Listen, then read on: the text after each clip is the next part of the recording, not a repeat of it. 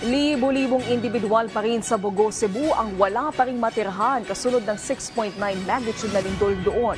Kaya tinututukan ngayon ng Department of Social Welfare and Development o DSWD ang pagbibigay sa kanila ng temporary shelter. Si Noel Talakay sa sentro ng balita, live. Noel? Naomi, tama ka dyan, tutugunan na ng Department of Social Welfare and Development o DSWD ang mga pansamantalang matitirhan ng mga pamilya na lubhang naapektuhan ng lindol doon sa Bogo, Cebu.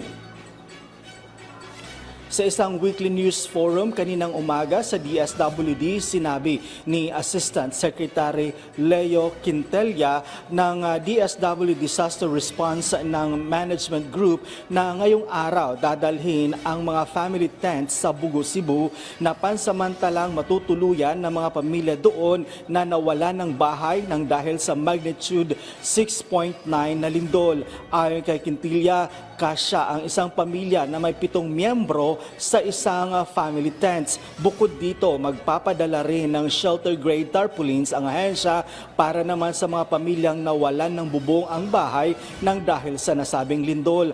Ay kay Quintilla, nasa DSWD Region 7 office na ang mga nasabing tents at shelter grade tarpaulins. Batay sa datos ng DSWD, nasa 4,000 na pamilya ang nasa labas ng evacuation center sa Bogo, Cebu, katumbas ito ng 20,000 individuals.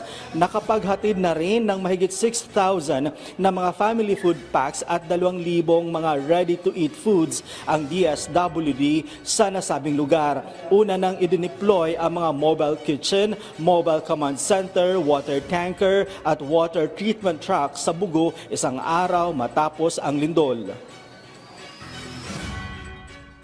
As of now, we are sending 100 family tents to support yung ating mga families and also shelter grade tarpaulins sa mga damage na mga bubong, etc.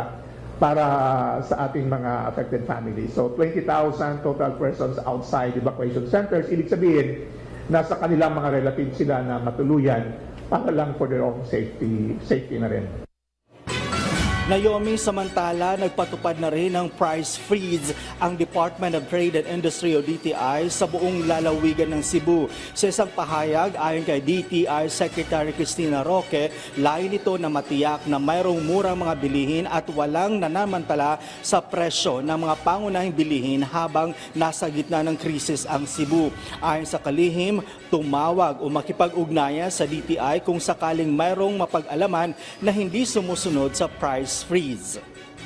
Naomi, ayon kay Secretary Roque ng DTI na ang kanilang hakbang na pagpapatupad ng price freeze ay bahagi ito sa pagsunod sa utos ni Pangulong Ferdinand R. Marcos Jr. sa mga ahensya ng pamahalaan na mabigyang ginhawa ang mga pamilya na naapektuhan ng lindol doon sa Bogo, Cebu. Yung sa DSWD naman, Naomi, ay magbibigay na rin sila or pinag-iisipan na rin or nakaplansya na rin ang pagbibigay ng emergency cash assistance. Ito ay bahagi ng kanilang early recovery assistance ng DSWD. Ito ay magbibigay ng, for example, nasa 5,000 to 10,000 pesos sa bawat pamilya na apektado ng lindol. Naomi?